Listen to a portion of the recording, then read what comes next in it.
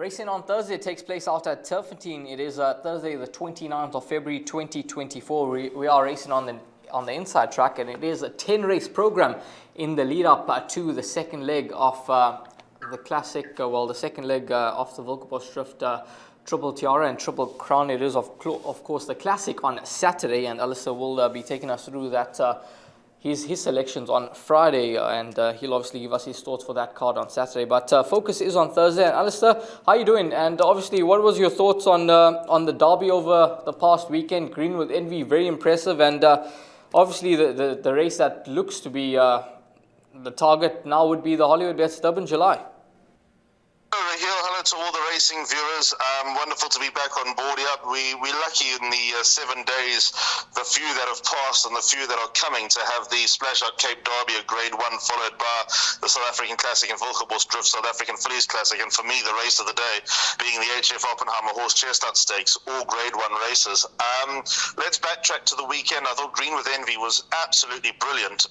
Reading the handicappers' assessment, they found it very difficult to rate the race. Traditionally, I think it is, because you'll generally get a 3-year-old that on paper looked very, very difficult to find, that ran above his rating, that being Oriental Charm, who went off to the front and seemingly set a very slow pace. It was a devastatingly slow pace according to the official times. I don't know, 7 seconds outside the class record. Didn't feel that slow. And with the rain that was around, I'm not sure it was enough rain to have contributed to an extremely slow run race. But with all that said, Green with Envy was very impressive. And I think the biggest thing for me, Rahil, and I think we've got to look at the bigger picture here going into the Hollywoodbets Durbanville, obviously with a very, very anti-post market. I mean, I couldn't get involved in an anti-post market, certainly before nominations and before any feature races down in KZN, before champion season starts. But if the July was run tomorrow, Sandringham Summer would carry 57 kilos and Green with Envy would carry 54.5. Obviously, the Daily News 2000 will be the catalyst that'll really show which 3-year-old is on the up. But if I had to have a bet in a match race and a handicap right now, I'd be leaning towards Green with Envy, despite the fact I think Sandringham Summit's probably a better horse pound for pound, but the July's not run at weight for age terms. Going into this weekend, what a weekend it'll be at Turffontein. Looking forward to being out there. The 3 Grade 1 races. I mean, even the JJ, the Jet Plane Stakes, which sees Dice return to the track, is well worth the entrance fee. The 2 baby races look like they're tailor-made for Tony Peter. But before we get there, we've got, I'd say, an intriguing card, challenging perhaps in some circles, but I quite like what I see. I think the exotics are going to pay nicely. You might have to tread warily in some races, but overall, I think those that come out on the other side on the plus are going to be well ahead going into the weekend. Well, certainly lots to look forward to in the upcoming days, and let's get into race number 1. 12 o'clock is the off time. 1,450 meters the trip. This is a maiden plate for fillies and mares. And Gold Agent is the favorite at 16-10. It is 18-10. Higgledy, 9-2. Silky Jet, 7-1. And better bar those. Now, number 3, Higgledy, last time out in a work riders race, ran second behind Freedom Square. I think with Muzieni in the irons, I think that this filly will be suited by that. And going over the same track and trip, which she ran a best race, for me, I think she's the horse to beat. And I know Gold Agent has got the form to her name, but she has been a bit frustrating. She's had every opportunity, I thought, in her recent starts. Yeah, Rahil, it's not a very easy start, I must be honest. I think there are a lot in here with chances. I don't think it's isolated to just these 2 runners, despite the fact Gold Agent has form that looks like he's ready to win, and Higgledy, as you mentioned, going from a work riders to Muzieni, that's got to be a big positive. I even think this horse number 5, Rainbow River's got some sort of chance on Chase Morjan. Horse that finished just in front of her. Great Barriers come out and won. Work of Time came out and ran 3rd, so there's a bit of form to work with number 5, Rainbow River, but I mean, I don't know how solid she's going to be from a betting proposition. Perhaps a nice place bet on her, and then there's not much form otherwise. I must confess, I think number 1, Gold Agent, probably has the slightest of advantages in the fact that she's just probably banging harder on the door. She's got the advantage of draw number 1 as well. The match at yard's going along very nicely of late. If you go to the last run behind JJ's Eagle, Princess Lola came out and won, and Dal Solo, who ran last, came out and won. Lady Greensleeves has run second. There's a line of form with Lady Greensleeves having run a well-beaten second to Sound Machine, so maybe that is a little bit of a worry. Also, Enchanting Lady has come out and run third to Dow Solo, so that form totally reversed. But at least the Gold Agent form is lighting up with a whole lot of wins in places. So I'm going to lean towards her to draw one to open up race one, but I don't think it's as straightforward as it looks. My value is definitely number 5, Rainbow River, but I think more of a top 4 chance than a winning chance. Rainbow River trading at 14 to 1 in the market and could certainly boost those trifectas and quartets, and maybe could be a nice exact inclusion as well at that quote. Moving along to race number 2, which will be run over the 1450 meter trip. It is a maiden plate, and race 2 will be the start of the bipot. 12:35 the off time. Aga Bomb, your favorite, at 22 to 10. 7 to 2 Feel Alright. 9 to 2 the Playboy Bomber. It's 6 to 1 Glory, and then it's 12 to 1 and Better Bar. Those now. This filly, Aga Bomb, I remember Sean Terry mentioning that she's got a mind of her own. That is the concern with her. She has the ability, but her mind's not quite right. And what's your thoughts on her in this contest? Going over a trip that will suit her better. From gate 3, Serena Moodley takes a ride. But it's a field where I think a couple of other horses could get involved. Yeah, Raheel, I think when you see earmuffs and headgear on debut, then you kind of know that she can do absolutely anything. But there was support and talk for her first time out, and it's a little bit of a worry that a long-time maiden in the form of Bloop Bloop turned her over. But I think with a natural improvement and stepping up in distance, being out of a mare who won a grade 1 over a mile, there's enough going for number 11, Aga Bomb. Her behaviour is obviously one that needs to be taken on trust, but the advantage that punters have when playing their bar pots is that you can watch her go down to the start before you form an opinion. If she plays the fool, if she gets away from the lead pony, if she pulls on the way down to the start, then you'd probably know you're in an element of trouble. But if Serena Moodley can keep a lid on her, and if Aga Bomb goes down like a professional, then you probably know that she's learnt enough from her first start that it's going to be a going day for her this time around. So I'd anticipate, all things being equal, that she is the right one. But if she does show any type of inconsistencies and irregularities, then this could open it up for anything. Maybe number 2, Forster Dew's a bit overpriced at around 12 to 1, although his form is not one that jumps off the page that says, well, here's one that's just ready to win. I like the penultimate start behind Turconnell. Turconnell ran well above his rating last time in a progress plate. He's a 78, he remains a 78, couldn't get a penalty for his big run despite running above his rating. Behind Forster Dew, Breath of Magic and Forest God have run places, so I think that he represents a little bit of value. The draw's obviously not ideal, but Ryan Munger's been riding very nicely. He heads back to Canada in about a week from now. Tyrone Zaki's yard is going along well, so that might be the value in the race. For me, it's Aga Bomb or anything. I'd hesitate to make her a bar pot banker, but ultimately I might end up bankering her in the bar pot only after the cancer pass. That's when I'm going to form a very strong opinion about her. What do you think of this horse, Run River? Draw 1, returns off a rest and Galdin, beaten behind Storm Brasco on debut. Although well beaten, we all know Storm Brasco won well, and the horse that stands out from that form line, Lamuel, winning twice. Yeah, Raheel, the fact that he's been off for 79 days, that's not a very long layoff. Nathan Klinker's back on board, so I don't know what to make of that run, because I remember the mother, Ikati, she ran in a similar type of style. Although she was an out-and-out sprinter, she had no pace in the early stages and thundered home. And Run River Run obviously found a bit of a finish at the end. I don't know if he was running past beaten horses. I'm of the opinion that he was running past beaten horses. You're right that Lamuel, who only finished 4 lengths in front of Run River Run's come out and won. Rosoro Finale was behind. Also, Forster Dew was behind Run River Run. But first run is a Golding. There might be some improvement to come, but I'm a little bit weary. I would have thought there would have been a natural follow-up from the first run into the second one. Yeah, it's quite an interesting race here. As you heard from Alice, probably Aga Bomb or just about anything in race number 2, and just tread warily with regards to Aga Bomb. Watch her go down to the start before making your final decision. Race number 3, the start of the place accumulator, 1500 meters a trip. This is a progress plate, and give me a shot tops the boards at 33 to 10. It's 9 to 2 Chrome Tourmaline, Slinky Mapimpi, 5 to 1 Pyromaniac, 6 to 1 about Billy Bowlegs, who's the best weighted horse in the race, and then 7 to 1 and Better Bar. Those now, Billy Bowlegs returns after his Summer Cup run. I thought he was terribly disappointing in the Betway Summer Cup, although did not have the greatest of luck in running. Draw 2, 61 kgs on the back. There's no doubt that this run is going to bring him on, but at 6 to 1 in the market, is he worth inclusion into the buy pot and place accumulators in your opinion? The PA is my suggested bet, Raheel, and I've left him out of the PA.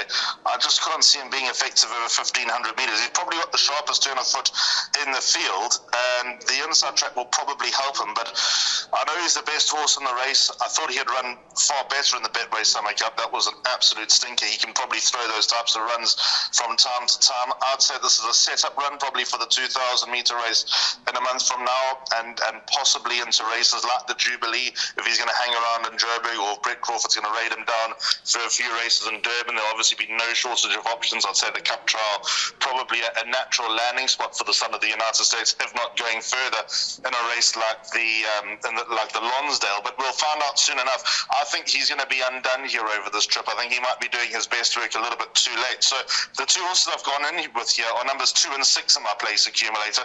You might need a couple of others in the bar pot. For example, number 1, Billy Bowlegs. Trent Tourmaline's a very short prize for me. Woman of Fame obviously ran on the weekend. Did Woman of Fame, the horse that he beat, and ran no sort of race. So that is a big concern out of that form. And now she's running against horses that have run a Grade 1 level. I think this race probably sets up for Pyromaniac, if I'm honest. I think this is probably a happy medium for him distance-wise. I'm not convinced that he gets 1,800 metres. I think he's a very good miler, maybe not an A division miler, but a very good miler. Gavin Larena takes the ride. Sean Terry obviously trains the son of Silvano. I think he's underachieved throughout his career, but there's probably a turning point somewhere being a Silvano. Hopefully he can show that here. And then number 6, Give Me a Shot, being a filly. She gets a nice little 6 allowance in this race, so the best weighted column doesn't have her too far behind Billy Bowlegs. I don't think her Cape Escapade was all that bad. She might have been a touch disappointing behind Princess Keller in the Mallorca Stakes, but her run in the Scepter Stakes wasn't bad behind October Morn. She was up there. She just folded a little bit late. Her first run in town wasn't all that bad either. I think in more familiar surroundings, bear in mind that she is the Ippy Tombi winner from just over a year ago. Number 6, Give Me a Shot, is definitely a big player. I can't see her missing the first 3. Yeah, Give Me a Shot at 33 to 10 in the market, and I agree with Alistair there. Number 4, Chrome Tourmaline, a bit too short in the market at 9 to 2, but let's see how she goes up in class.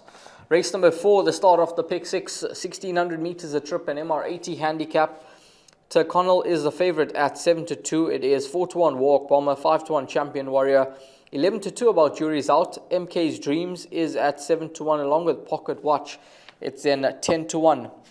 And Better Ball those. Now, Tyrconnell, he ran a very, very good race out the maidens in the graduation, running second to Red Bomber. He ran way above his rating.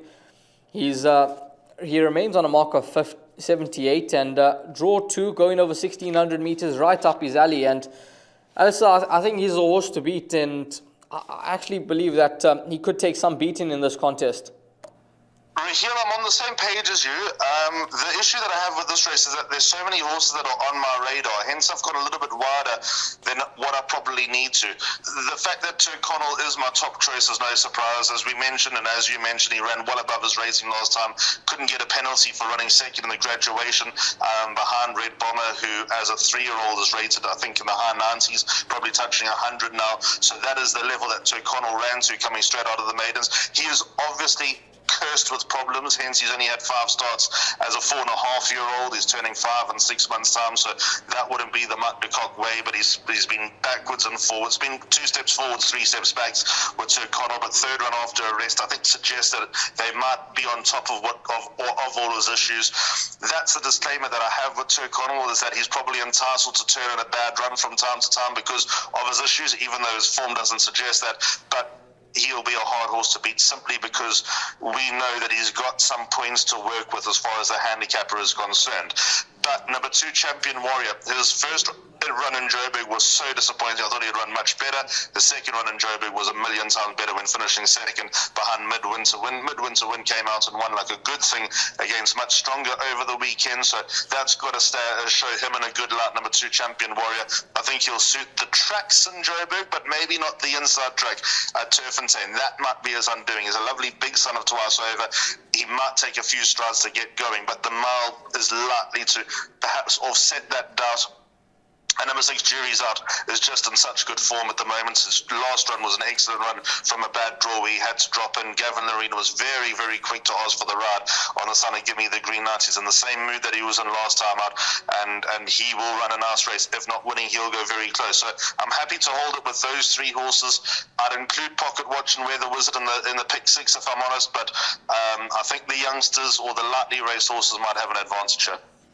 Interesting contest, and I think it could be a race that we keep an eye on, especially a formula that we can follow, because there does seem to be quite a few horses that are lurking and should be winning soon. Race number 5, next up, 2:20 is the off time. 1600 meters a trip. It's a fillies and mares 90 handicap. It's a start of jackpot 1. LMB is the favorite at 33-10. Francis Ethel at 4-1, along with Lady Fallon.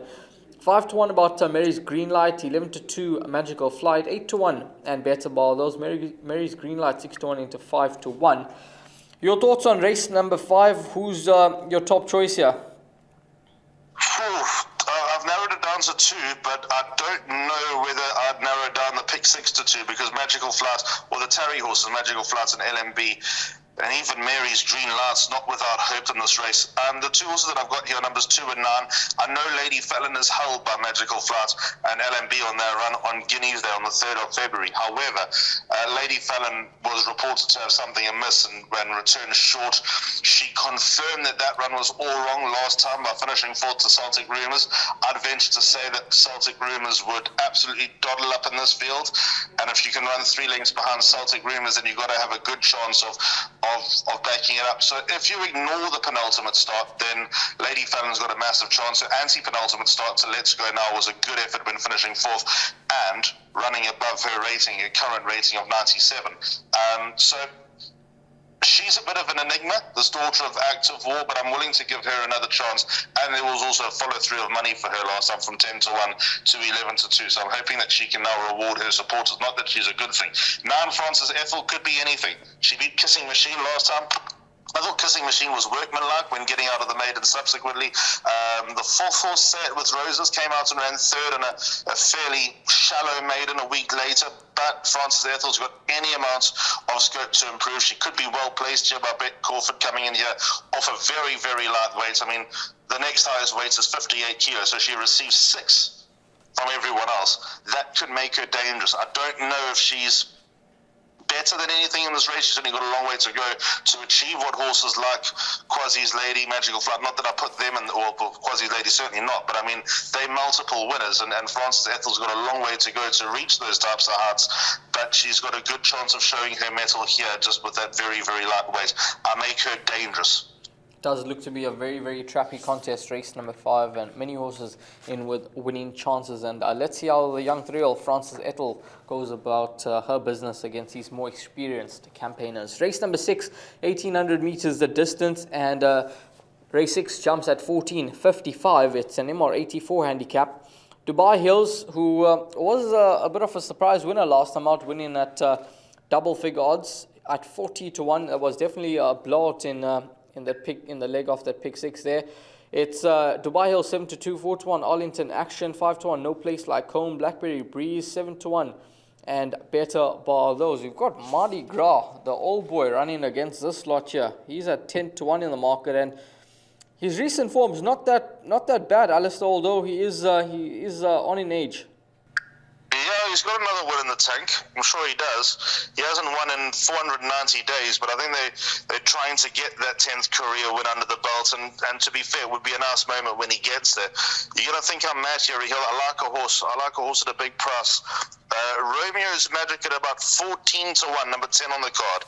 Diego de Gavea rides for Brett Warren. This is a different animal on the inside track. He's not run too badly on the stand side track of late, but if you go back to his runs in September behind Twa Cut, I'll make this horse a massive chance. I know he beat Parker Gettrix here. Parker Gettrix is not going to Hollywood, but he loves the inside track. Diego and Brett teamed up with a winner not so long ago as well. He comes in here off a generous weight.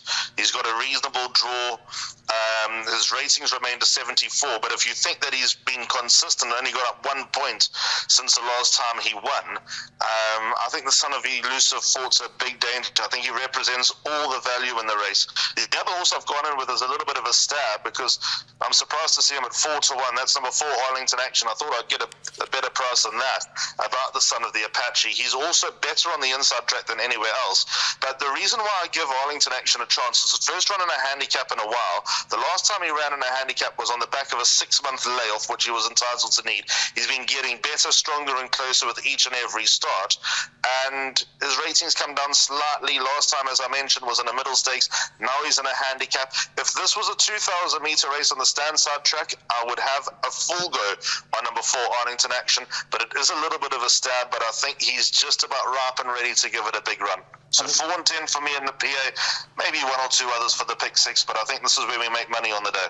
I think it could be the right way to play race number 6, because you've got horses in with chances here, but Alistair is going light. He's just going with 2 horses. You've got one at the top of the boards, and you've got one sort of in the middle of betting boards at around 14-1. And Romeo's Magic, draw 4. Diego de Gavea aboard, 2-time winner over track and trip, must be a big contender for top honours, and currently at around 28-10 for place as well. Race number 7, which will be the start of Jackpot 2, 1,800 metres a trip. It's an MR 72 handicap. Kudzu is the week 9-2 favourite with number 6, DeMarco's Jet. 5-1 about Copper John, who's found some support from 6-1 into 5-1. Donamo at 5s, 7-1 Circle of Grace, 10-1. And Better Bar Those. Alistair, race number 7, field race. So you've managed to narrow your selections down. Well, I've narrowed down my PA to 4 runners. It's an absolute swirl. It's a headache. I don't know what to make of it. I just hope I'm safe. Number 1, Kudzu, got 59.5 kilos on his back. His penultimate start to Banner Bridge was a fair run. A whole lot of place getters out of that form, but no winners. I'd like to believe that he'll be consistent again. If not winning, he'll go close. I can see why he's a weak favourite, but there's no real strong case to make for anyone. 6, DeMarco's Jet. I see they're making a big song and dance about this daughter of the ideal world. At least she's got improvement to come, but she's got a horrible draw to overcome as well. Sound Machine came out and won out of her last run. Green Bubbles at any price came out and won out of her last run and win, which was fairly good out of her first start. Caddy's Aura's won, Patches of Grey's won, DeMarco's Jet obviously won, Darling Harbour won. So that all looks good, but she's going to have quite a bit to prove in her first run out of her maidens. She might be up to it, so that's why she's in. And then down the page, I've gone with a couple of horses that are at a bit of a price. 12, the Nkosana at around 12-1, and 13, Follow My Path at 25-1. The Nkosana, fair last run. I think that he's better on the inside track. Both of his wins have come on the inside track. He's got a good draw. He's got a light weight, so that's why he's in. And 13, Follow My Path is merely a stab in the dark. He was once rated 83. He's never going to get to an 83 again, but he's down to a 54. There were sounds of life last time. He didn't have the best of draws. I also, not convinced he had the easiest of passages through the Son of Eightfold Path when watching it again. He's a salt of the earth horse. Like I said, he's probably got another win in the tank before he calls it a day, the 7-year-old. But I'd like to believe that he won't be too far away here. Yeah, race number 7, a very, very tough contest on the day, and a race where you need to include as many as you possibly can. Moving along to race number 8, which will be a run over the 1,000 meter trip. It's an MR 72 handicap that gets underway at 4:10. Lady Crusade 2-1, 28-10 in the ether. 9-2 Lil Miss Moneybags, Gallivanting 11-2, 10-1. And Better Bar Those. You can scratch number 11, Risky Business. Field of 10 runners remain. Now, in the ether, she's in terrific form. She's won her last 2 starts. And what I can see in the computer form, I'm not sure if the handicapper has adjusted her rating, but she's obviously on a mark of 70, and she's won her last 2, so she's in good form. Has he adjusted her rating? I have not seen that change, if it has happened. Yes, he has. So she's now a 74, and as a result, carries 61 kilos in this race. She won so well last week, didn't she? But will she be able to keep Lady Crusade at bay? That's the big question. At the weights, the answer is no. There's 1.5 lengths between them from their run on the 8th of February, and now that she's got an extra 2 kilos to carry, she comes in here well worse off at the weights. I know that she's winning easier than their margin suggests.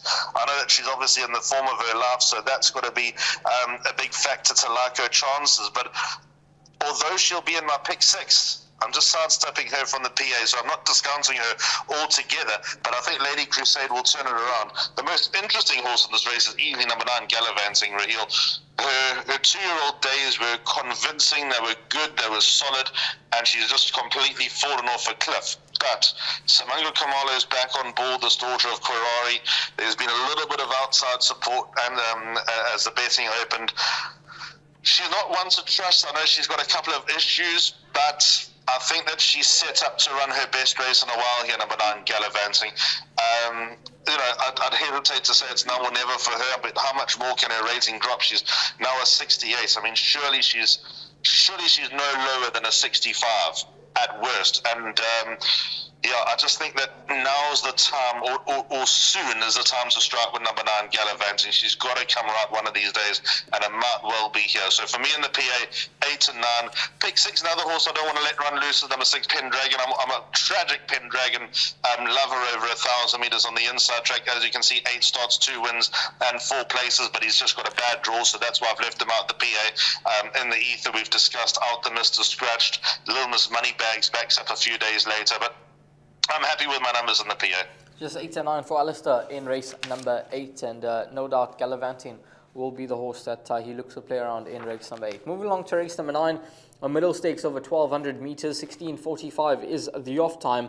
Silver Tudor is the favorite, 28-10. Mount Pilatus at 3-1, along with Amber Rock at 4-1. Ice Star 7-1, and Better Bar. Those scratch numbers 3 and 9. So that's Celestial City out and Tchaikovsky that are both out. It's a field of just 8 runners that remain for this middle stakes, and this horse, Silver Tudor, he's obviously in some good form at the moment. A 2 draw will certainly assist him, and he runs well on the inside track, so he's bound to run another consistent race. Yeah, when you go back to the run of the 10th of Feb, Raheel, Mount Pilatus finished in front of Silver Tudor.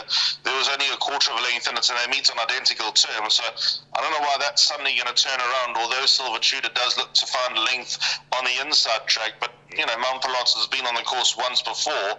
That was in a graduation plate when he had just turned 3, and you can see that the improvement he made, having run 5 lengths to I Am Giant then, in receipt of 5 kilos, and then in receipt of 4 kilos a few months later, running 2.5 lengths. So I'd say that he's a better horse now than he was then. It's his 3rd run after a break as well.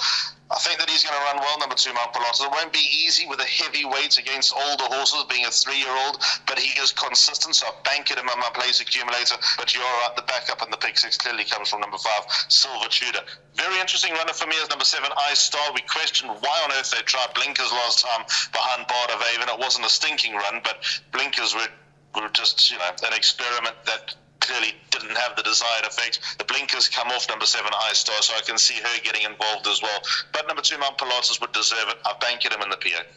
So that is horse number 2 at around 3-1 in the market. Moving along to race number 10, the final race on the day, an MR72 handicap over 1,450 meters, 20:5 is the off time. Twice a Storm favorite at 3-1. Run for Cover 5-1, along with Lebeccio at 7-1. Our favorite horse Aravadicio at 7-1. 8-1 Circus Lights 10-1, and Better Bar. Those. Your thoughts on race number 10? Definitely not going back to the well with Aravadicio after his last start. No, we are not going back to the well with Aravadicio. I said if he doesn't run the first 3, no more, never again. So he ran 4th, so I'm on the no more, never again train. Q Aravadicio comes home lonely. Number 3, Twice the Storm. Sorry, number 4 rather, Twice the Storm, Raheel.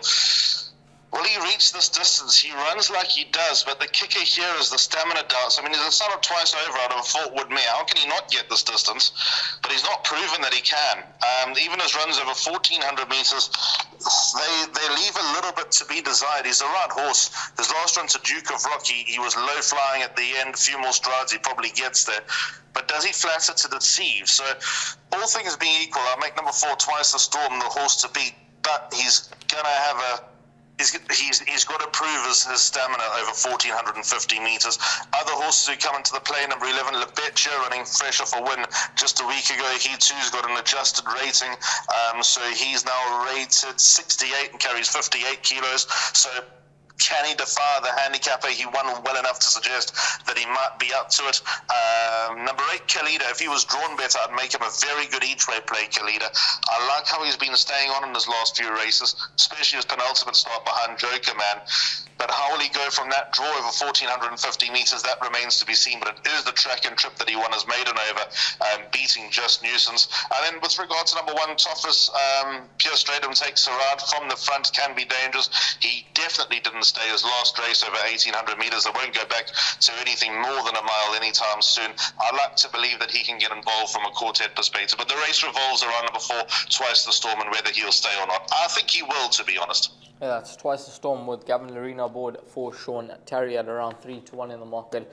And let's see how he goes in the final race on the day. We're going to move along to the suggested bet now. And Alistair will take us through his suggested bet, which is a place accumulator that begins with the running of race number 3. And race number 3, that gets underway at 1:10 So Alistair, take it away. Yep, so on the 10 race card, 2 and 6 in the first leg, so those are Pyromaniac and Gimme a Shot. Second leg, got 3 horses, Turffontein, number 8 being my top choice, but 2 Champion Warrior and 6 Juries out as worthy backup, but 2 and 9 Lady Fallon and Francis Ethel. Then race 6, that's the money-making race for me. I've narrowed it down to 2 horses, 4 Arlington Action and 10 Romeo's Magic. I really like Romeo's Magic at the price. Race 7's a mess, 1 Kudzu, 6 DeMarco's Jet, 12 the Nkosana, and 13 Follow My Path. The Follow My Path runs in the first 3. I'll be doing handstands by 8 and 9 Lady Crusade and Gallivanting by Banker Suman Pilatus. The last banker might be a tad brave, but I don't think he'll miss the first 3. I like that place accumulator, 192 Rand, and I think if that horse Follow My Path runs into the top 3, I'd like to get a video of you doing handstands, eh? No, I don't think you'll get that video because it'll be someone dressed up as me, and it'll be, what is it, a stunt double. Stunt double will have to do the handstands. Sure. Alistair, thanks very much for your time. Looking forward to this card on Thursday, and obviously looking forward to the meeting on Saturday. Enjoy the rest of your week.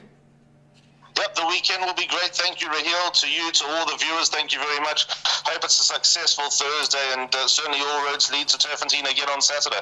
Thanks very much to Alistair. All the best with racing on Thursday out at Turffontein on the inside track. 10 races on the program, and it looks to be quite an interesting card.